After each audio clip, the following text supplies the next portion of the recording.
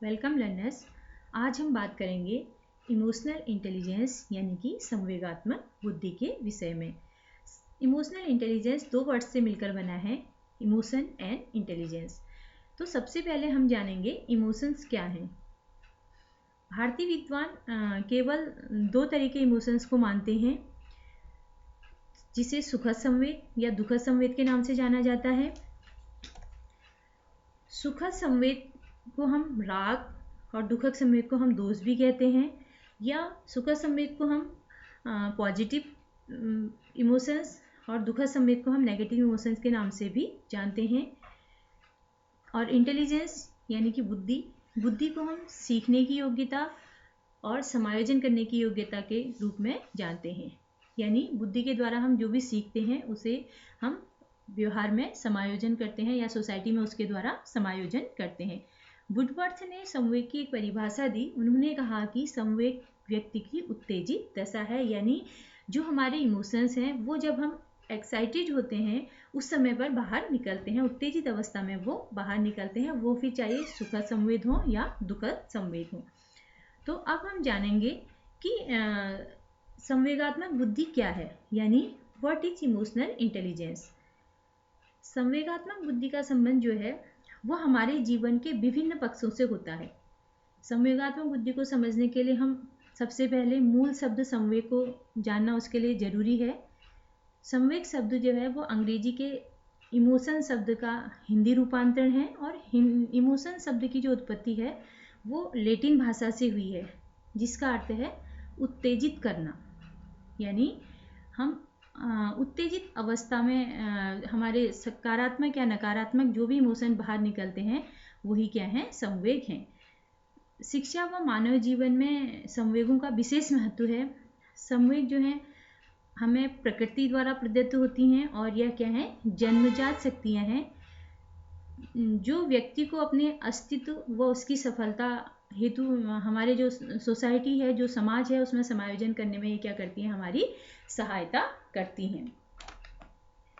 संवेग जो है बुद्धि को उसकी अपने विचारों के साथ, या हम कह सकते हैं कि संवेग जो है वो व्यक्ति उसके जो विचार हैं और उसके विचारों को उपयोग करने के साथ साथ दूसरों के विचारों को, दूसरों को संवेगों को समझने व उसके विचारों को सही ढंग से व्यक्त करने में उसकी मदद करता है। और साथ ही साथ यदि हम संवेगात्मक बुद्धि को मापने के लिए प्रयास करें तो संवेगात्मक बुद्धि को मापने के लिए हम संवेगात्मक लब्धि यानी कि EQ का प्रयोग करते हैं। EQ का मतलब है इमोशनल क्यूसेंट।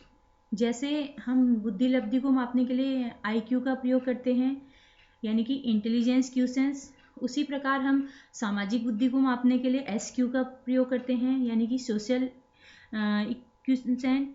इसी प्रकार संवेगात्मक बुद्धि को मापने के लिए हम क्या करते हैं, EQ का प्रयोग करते हैं, यानी कि इमोशनल क्यूसेंट का प्रयोग करते हैं।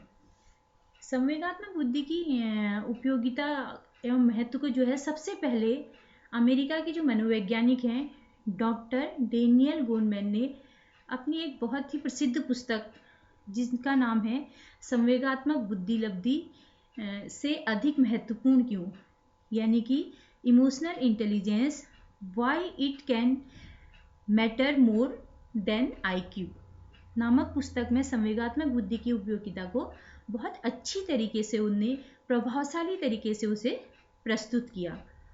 और उन्होंने बताया कि कोई भी व्यक्ति जीवन में कितना सफल हो सकता है उसकी भविष्यवाणी हम किसके द्वारा कर सकते हैं, उसकी इमोशनल क्यूसेंट के द्वारा यानी EQ के द्वारा हम पता लगा सकते हैं। और साथ ही साथ उन्होंने बताया कि संवेगात्मक बुद्धि व्यक्ति के जीवन को सुखमय व शांतिप्रद बनाने में क्या है, बहुत ही महत्वपूर्ण भूमिका निभाती है।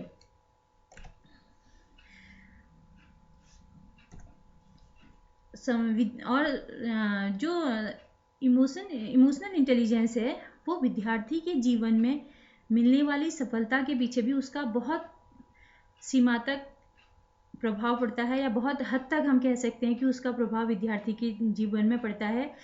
और कामकाज की दुनिया में भी हम कह सकते हैं कि जो हमारे संवेग हैं वो हमें निपुणता दिलाते हैं, और संवेगात्मक बुद्धि का अधिक योगदान हमारे सोसाइटी में समायोजन करने में भी उसका हमें महत्वपूर्ण योगदान मिलता है।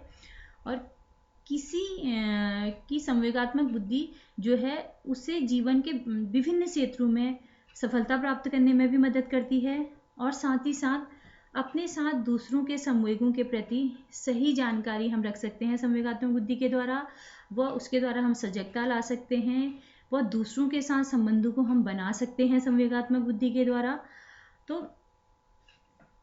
अब हम बात करेंगे संवेगात्मक बुद्धि को जो है गोलमैन ने मुख्यतया 5 घटक उसके बताए। उन्होंने बोला कि जो संवेगात्मक बुद्धि है उसमें जो है वो 5 घटक होते हैं। पहला उन्होंने बोला स्वजागरूकता। स्वजागरूकता यानी कि सेल्फ अवेयरनेस। उन्होंने बताया कि संवेगात्मक बुद्धि के द्वारा व्यक्ति को अपनी शक्ति व कमजोरी का पता लगता है। और दूसरा उन्होंने बताया स्वनियमन यानी कि सेल्फ रेगुलेशन। सेल्फ रेगुलेशन में उन्होंने बताया कि उच्च संवेगात्मक बुद्धि वाला जो व्यक्ति है वह अपनी भावनाओं को व्यक्त करते समय संयम और नियंत्रण के साथ काम लेता है। और थर्ड पॉइंट उन्होंने बताया कि अभिप्रेरणा यानी कि मोटिवेशन। और उच्च संवेगात्मक बुद्धि वाला जो व्यक्ति होता है वह आत्मप्रेरित होता है, और साथ ही साथ क्या होता है, लचीला होता है, और बाहरी शक्तियों को जैसे धन प्रतिष्ठा को वो बहुत ज़्यादा महत्व नहीं देता है, बल्कि वो क्या करता है, आंतरिक महत्वाकांक्षा को उन्हें महत्व देता है। यानी कि वो क्या करता है, जो इंटरनल मोटिवेशन होता है उसको वो ज़्यादा महत्व देता है।